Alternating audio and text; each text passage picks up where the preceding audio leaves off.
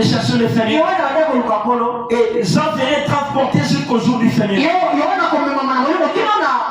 vont entendre une voix les parler. Et quand il va se détourner pour regarder la voix, Jean va voir une chandelière. Il y avait cette conduite. Il y avait un homme mystérieux qui marchait. Et cet homme mystérieux avait des yeux qui brillaient. Et tout son cheveu, tout sa tête était blanc comme de la neige. Il avait des pieds comme des colonnes de feu. Il avait une fétiche. Et dans sa main, il avait 7 étoiles. Mais il a touché Jean. Il a dit n'écris.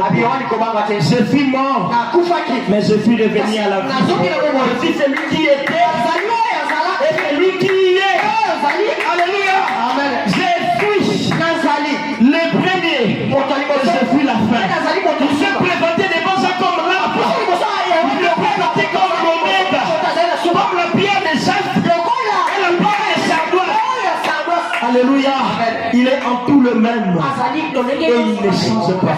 Il y a des gens qui écrivent les choses que tu as vues, les choses présentes et celles qui doivent arriver.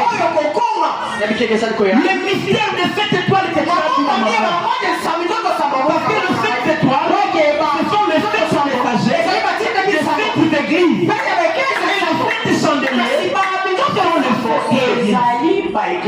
Et Jean a écrit ces choses. Alléluia. Le frère Branham a dit, Jean avait pris un signe. Mais quand Jean s'est détourné, il a entendu la voix. Et la Bible dit chaque signe structurel accompagné d'une voix. Dieu donne un signe, nécessairement il doit envoyer une voix. Et comme Dieu disait à Moïse, je donne le premier signe. Il n'entend pas la voix du premier signe. Il entend la voix du deuxième signe.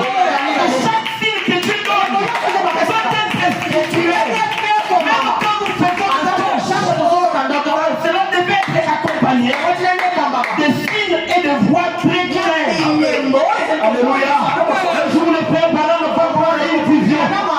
Il a prié pour l'enfant d'un frère. De ses frères, il y avait une vieille dame qui avait des lunettes. Et il y avait encore un ami qui était à côté. C'était qu'une vision. On a appelé le frère Branham. L'enfant de tel frère était en difficulté. Et quand Branham est parti, il a dit, j'avais vu de la vision. Branham a dit, l'enfant serait guéri.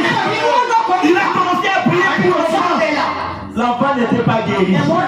Et la maladie s'est aggravée. Branham ne savait plus quoi faire. Il voulait décider que l'enfant parte à l'hôpital. Et pendant qu'il faisait les manœuvres, quelqu'un qui était là devait partir au travail. Parce que dans la vision, il n'était pas là. Et Branham s'est rendu compte. On acclame le Seigneur Jésus-Christ. Jean a pris le signe. Et la voix était très claire. Et quand il a entendu la voix lui disait que Christ est celle qui doit arriver. Et Jean a écrit toutes ces choses qui sont concernées le 7 âge de l'église et qui concernaient la fin du temps. Alléluia. Et Jean avait décrit cet homme-là. Il était un homme très mystérieux. Des cheveux blancs. Nous savons que c'est lui qui a des cheveux blancs. C'est le juge suprême. Alléluia. Et c'est lui le juge suprême qui portait des perruques blanches. Nous avons compris que la justice était au-dessus de tous les justices de ce monde. Alléluia. Mais vous savez par révélation, quand vraiment est allé en Arizona, quelque chose va apparaître. Il va voir le nuée des gloires. Il va apparaître dans le vert. Et quand vraiment a présenté comme ça, c'était le Seigneur Jésus.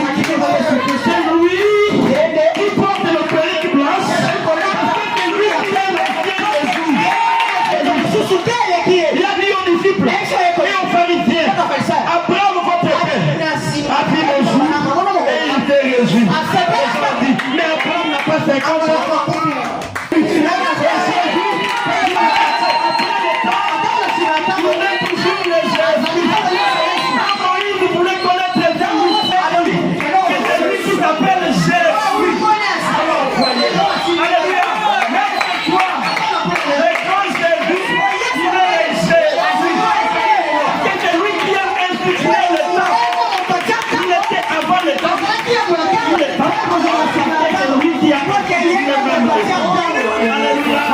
Il n'y a pas de limite pour ces grâces.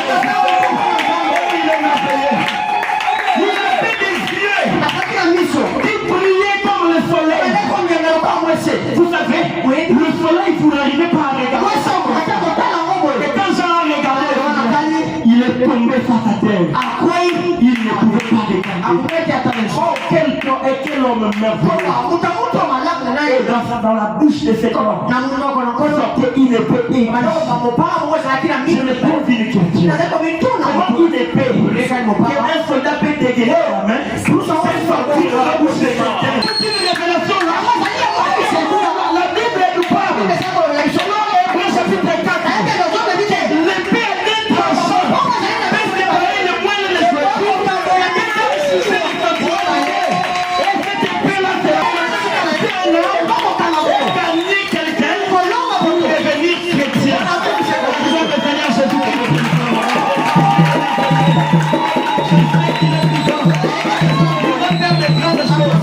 Pendant que moi je parle ici, je sais que tu es en train de déverser la guérison.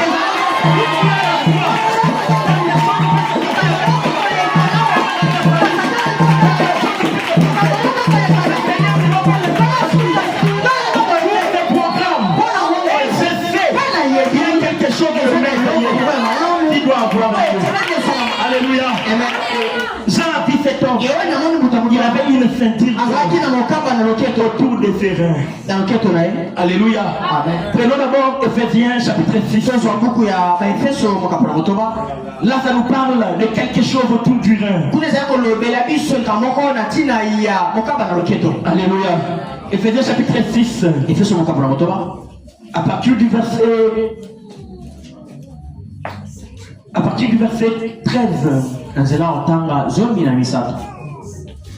C'est pourquoi prenez toutes les armes de Dieu afin de pouvoir résister dans le mauvais jour et retenir ferme après avoir tout surmonté. Tenez donc ferme et ayez à vos ceintures la vérité pour sentir. Donc la ceinture d'or que Jésus avait portée, c'est donc la vérité de la parole de Dieu. Alléluia.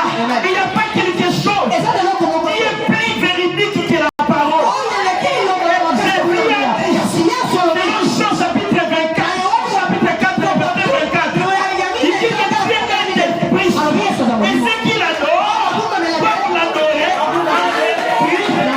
Cette vérité-là, Jésus avait porté. Tu n'es pas Jésus. Les mensonges ne peuvent plus rester dans votre cœur.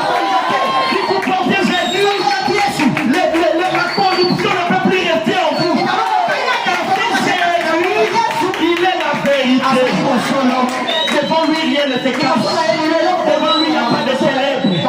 Devant lui, tout est lumière.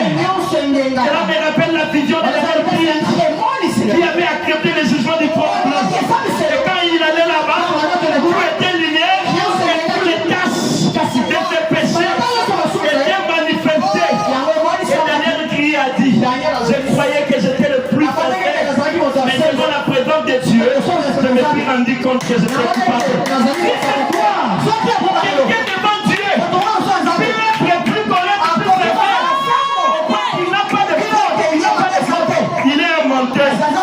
Devant Dieu, Dieu aura toujours raison. Et moi j'aurai toujours tort. Et le parent dit, pas fait que moi je j'aurai toujours tort. Et Dieu aura toujours raison. Et même quand nous prions, il ne faut pas changer.